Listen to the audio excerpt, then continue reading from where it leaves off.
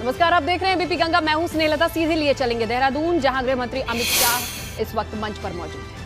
गुजरात से यहां पहुंचना यहां के प्रति संवेदनशीलता दर्शाती है और यहां को प्रेम दर्शाता है।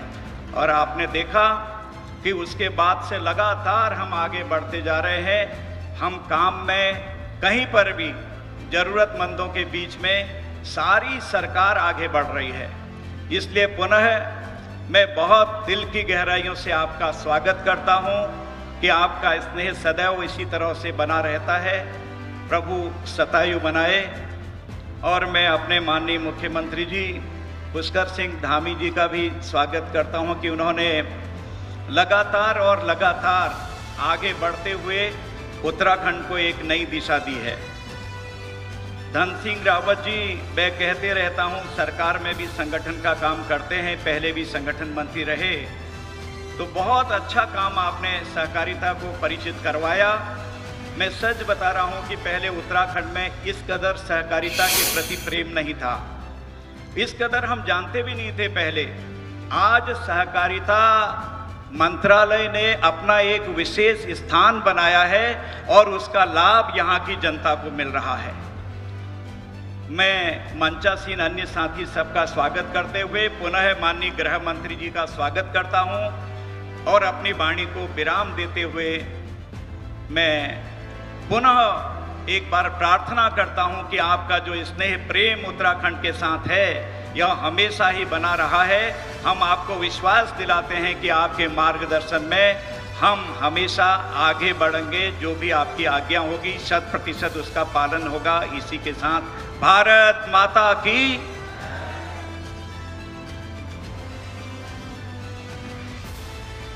धन्यवाद माननीय। तो आप इस मंच पर सुन रहे हैं और यहाँ सबसे अहम बात है कि घसियारी कल्याण योजना का आगाज होना है। धन सिंह रावत का जिक्र किया गया है और इसके साथ ही आप देखिए मंच से एक तस्वीर जो सामने आ रही है, सीएम दिखाई दे रहे हैं और तमाम मंत्रीगण और गृह मंत्री के इस कार्यक्रम की जो रूपरेखा है वो कुछ इस तरीके से है। आज इस मंच से संबोधन होना है, इसके बाद बैठकों का दौर शुरू होगा। पूर्व सीएम दोनों दिखाई दे रहे हैं, सीएम दिखाई दे रहे हैं और अब इस मंच से देखना होगा कि गृह मंत्री का संबोधन जब होगा तो किन किन बातों का जिक्र करते हैं। और लगता है अब ये प्रक्रिया धीरे धीरे आगे बढ़ रही है। सहकारिता विभाग से भी जुड़े कार्यक्रम आज तय हैं और उसी के मद्देनजर देखिए ये चेक वितरण की तस्वीरें भी सामने आ रही हैं। दो मुख्य योजनाएं थी जिनके तहत आज का ये कार्यक्रम तय था। मुख्यमंत्री घसियारी कल्याण योजना था जिसके तहत महिलाओं को मदद देने की कोशिश थी और सहकारिता विभाग की ओर से जो कार्यक्रम था उसकी भी तस्वीरें हैं। देखिए वो तमाम लाभार्थी महिलाएं हैं जो एक एक करके इस क्रम में सामने आ रही हैं। ऋण दिया जा रहा है, इनके समृद्धि के लिए इसे प्राप्त करेंगे। देवभूमि उत्तराखंड की मात्र शक्ति श्रम साध्य है। जीविकोपार्जन के लिए वनों में जाकर घास ढोते ढोते श्रम साध्य जीवन बिताते हुए तो देखिए यहाँ पर मुख्यमंत्री घसियारी कल्याण योजना के महत्व को बताया जा रहा है। इस योजना को लाने के पीछे जो मंशा रही है वो बताया जा रहा है। वो तमाम महिलाएं जो जंगल में, विरीह में, वीरान में जाती हैं और घास काट कर लाने की जिम्मेदारी होती है मवेशियों के लिए। पहाड़ों पर ये काम इतना आसान नहीं होता है। कई बार मौसम, प्रतिकूल मौसम हुआ या फिर जंगली जानवर, ऊंचे नीचे रास्ते, संकल्प को साकार करने के लिए तो ऐसे में एक मदद दी गई है। पुष्कर सिंह धामी ने मुख्यमंत्री आर्थिक सहायता योजना की शुरुआत की है। इस योजना से राज्य के लाखों महिलाओं के जीवन में समृद्धि आएगी और उनका जीवन स्तर बेहतर होगा। पशुपालक महिलाओं के दिनचर्या में सबसे अहम काम होता है पशुओं को चारे का इंतजाम करना।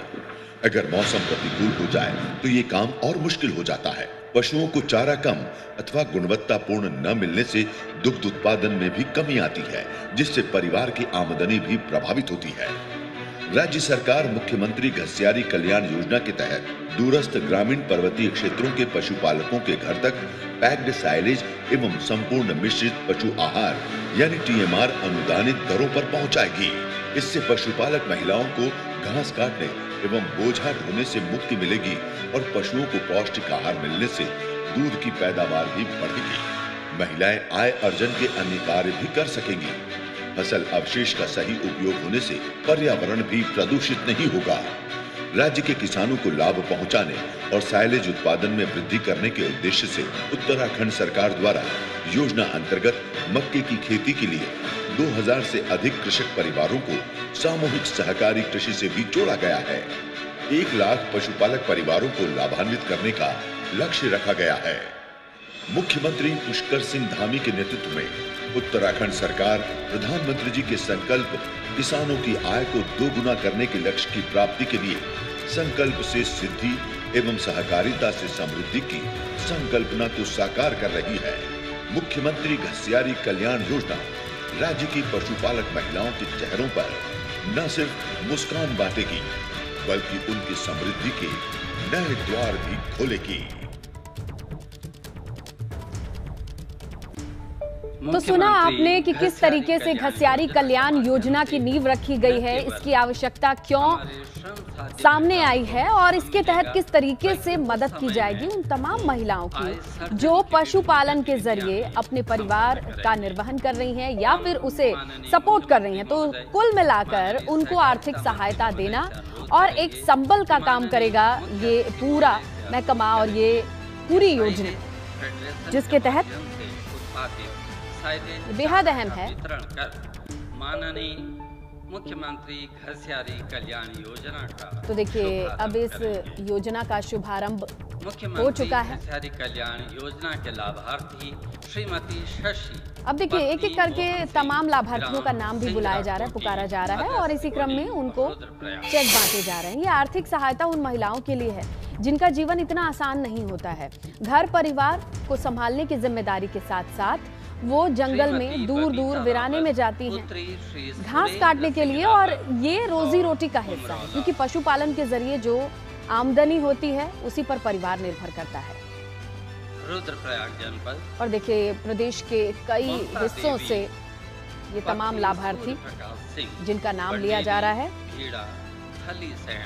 जनपद पौड़ी गढ़वाल तो पौड़ी से भी और तमाम क्षेत्रों से नाम बुलाया जा रहा है इन लाभार्थियों का। महिलाओं को उनके जीवन को आसान बनाने के लिए, आर्थिक संबल देने के लिए इस योजना की शुरुआत की गई है। यही आधार थी और अब देखिए उसे क्रियान्वित होता हुआ हम देख पा रहे हैं क्योंकि इस चेक के साथ इस योजना को शुरू होता देखा जा सकता है। और इस खास मौके पर गृह मंत्री अमित शाह भी मौजूद हैं। श्रीमती बोनी देवी पत्नी खुशहाल सिंह सलना तो वो तमाम महिलाएं जिनके जीवन में ये आर्थिक सहायता काफी मायने रखती है। इस प्रकार शुभारंभ ताकि पशुपालन और उनकी दैनिक दिनचर्या का जो हिस्सा है उसमें उनको थोड़ी सहूलियत मिल सके।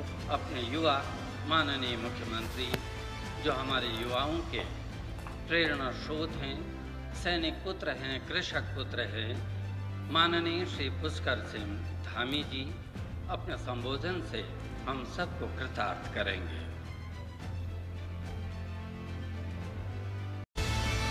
सीधे चलते हैं देहरादून। सीएम धामी कुछ कह रहे हैं। यहाँ पर हो गई है। मैं माननीय गृह मंत्री जी का इसलिए भी धन्यवाद करना चाहता हूँ कि ये सैनिक बाहुल्य प्रदेश है। हमारे इस सैनिक बाहुल्य प्रदेश के अंदर न जाने कितने लोगों ने, सैकड़ों लोगों ने, हजारों लोगों ने जिस कश्मीर को बचाने के लिए अपने प्राणों का बलिदान दिया, अपने प्राणों की आहुति दी, उस कश्मीर से आज तक जो काम कोई कर नहीं पाया, धारा 370 हटाने का काम, 2 विधान और 2 प्रधान जो ये संविधान था उसको हटाने का काम भी आपके नेतृत्व में हुआ है। इस उत्तराखंड की जनता आपका धन्यवाद करना चाहती है। धारा 370 हो, चाहे राम मंदिर का प्रकरण हो, 3 तलाक हो, आपके नेतृत्व में लगातार काम हुए हैं। आपने इस आपदा की घड़ी में भी जो अभिभावक की तरह हमारा साथ दिया है, आपने हवाई सर्वेक्षण किया है, निश्चित रूप से उत्तराखंड वासी आपको कभी भूल नहीं सकते हैं। पिछले 10 दिनों में आपका पुनः यहाँ आगमन हुआ है, उसके लिए हम हृदय की गहराइयों से आपका धन्यवाद करना चाहते हैं। आज घसियारी कल्याण योजना ये ऐसी योजना है जो हमारे पहाड़ की माताओं बहनों के दुख दर्द को समझने वाली ये योजना है और पूरे हिंदुस्तान के अंदर ये पहला राज्य उत्तराखंड है जहां पर अब आने वाले दिनों में आज से 2 रुपए किलो में चारा मिलेगा। लगातार 75% सब्सिडी सरकार इसके लिए वहन करेगी। निश्चित रूप से मैं सभी विभाग के अधिकारियों का भी धन्यवाद करना चाहता हूं। हमारे यहाँ पर सरकार ने बहुत सारी योजनाएं चलाई हैं, लगातार हमने फैसले लिए हैं। पहले की सरकारों में बड़ी बड़ी बातें होती थी, बड़ी बड़ी घोषणाएं होती थी, हजारों की संख्या में घोषणाएं होती थी। आप सब जानते हैं 2017 से पहले जो सरकार थी, हमारी सरकार में जितनी भी घोषणाएं हुई हैं उन सब के शासनादेश निकले हैं। जिन योजनाओं के शिलान्यास हुए हैं उन योजनाओं के लोकार्पण हुए हैं। मैं आपको बताना चाहता हूं, अभी हमने लगातार बहुत सारे फैसले लिए। हमने नौजवानों के लिए 24,000 जो हमारे यहाँ पर रिक्त पद हैं, 24,000 जो भर्तियां हैं, उन भर्तियों पर पहली कैबिनेट में हमने फैसला किया था 4 जुलाई 2021 को कि ये 24,000 पदों को हम अपनी भर्ती की प्रक्रिया हम शुरू करेंगे। मुझे बताते हुए खुशी हो रही है कि अब 10,000 से भी ज्यादा आवेदन हमने अभी तक निकाल लिए हैं पिछले 3 महीने में। लगातार भर्ती की प्रक्रिया जारी है। लगातार रात के 12 बजे 1 बजे तक दफ्तर खुले हुए हैं, लगातार उस पर काम चल रहा है। इसके साथ साथ हमने स्वरोजगार के लिए मुख्यमंत्री स्वरोजगार योजना को और ज्यादा धरातल पर उतारने के लिए हमने कहा है, वो भी एक सिंगल विंडो के आधार पर कि एक स्थान पर ही लोगों के फार्म भरे जाएंगे, एक जगह पर ही उनका पंजीकरण होगा, एक ही स्थान पर उनकी स्क्रूटनी होगी और जितने भी प्रमाण पत्र बनने होंगे वो एक ही स्थान पर बनेंगे। चाहे जाति प्रमाण पत्र होगा, निवास प्रमाण पत्र होगा, आय प्रमाण पत्र होगा, चरित्र प्रमाण पत्र होगा, सारे प्रमाण पत्र एक जगह पर भरे जाएंगे और बैंक के लोग भी वहीं पर आकर उनको जो है ऋण देने का काम करेंगे। इसी प्रकार से चूंकि ये कार्यक्रम हमारी माताओं बहनों से जुड़ा हुआ है, घसियारी योजना का नाम, घसियारी योजना जिसका नाम रखा गया है, हमने 119 करोड़ रुपए का, चूंकि कोरोना की महामारी के समय में जो हमारी बहनें विभिन्न क्षेत्रों में काम करती हैं, वो कोई बुनकर का काम करती है, कोई मसाला बनाने का काम करती हैं, कोई जो है प्रसाद बनाने का काम करती हैं, अलग अलग स्थानों पर कोई बुनाई सिलाई का काम करती हैं, कोई भेड़ पालन का, बकरी पालन का, अपने आजीविका चलाने का जो काम करती हैं। इस कोरोना महामारी में वो बहनें भी अपने पैरों पर डटकर खड़ी रहे, क्योंकि उनके उत्पाद बने थे, उसका रॉ मटेरियल आया था, वो बर्बाद न हो, उनको किसी प्रकार की आर्थिक हानि न हो। उसके लिए हमारी सरकार ने तय किया कि हम उन बहनों को 119 करोड़ रुपए का पैकेज देंगे, जबकि सरकार भी इस समय परेशानी में है। लेकिन उसके बाद भी हमने कहा हम इन बहनों के सहयोगी के रूप में, उनके साझीदार के रूप में उनका सहयोग करेंगे और 5 लाख रुपए तक का ऋण बिना ब्याज देने की हमने व्यवस्था करी है। अगले 6 महीने तक उनके सारे ऋण माफ किए हैं। इसी प्रकार से 4 धाम यात्रा जो हमारी प्रभावित रही, 4 धाम यात्रा के कारण से बहुत सारे लोगों का रोजगार चलता है, बहुत सारे लोगों का व्यापार चलता है, उनकी जो यात्रा चलती है उससे पूरे साल भर का काम चलता है, उनके भी आजीविका पर बुरी तरह से प्रभाव पड़ा। उसके लिए भी हमने 200 करोड़ रुपए का एक पैकेज दिया और 200 करोड़ का पैकेज देने के लिए लगातार डीबीटी के माध्यम से अगले 6 महीने तक सबके खातों में पैसा आना शुरू हो गया है। मैं सभी का इसलिए धन्यवाद करना चाहता हूं कि वो सारे लोग भी आकर सरकार का बार बार धन्यवाद करने आ रहे हैं। इसी प्रकार से स्वास्थ्य के क्षेत्र में भी हमने जो हमारे नीचे से लेकर एएनएम से आशा है, हमारे हेल्थ वर्कर हैं, फार्मासिस्ट हैं, डॉक्टर हैं, उन सभी के लिए भी हमने 200 करोड़ रुपए का पैकेज दिया, उनको भी डीबीटी के माध्यम से उनके खातों में देने का काम हो रहा है। मैं आपको ये बताना चाहता हूं कि समाज के अंतिम छोर में जो खड़े हुए व्यक्तियों तक काम करते हैं, हमारे ग्राम प्रधानगण, उनके लिए हमने घोषणा करी थी कि हम ग्राम प्रधानों को उनका मानदेय बढ़ाने के लिए लगातार उनके प्रतिनिधिमंडल मिलते रहते थे।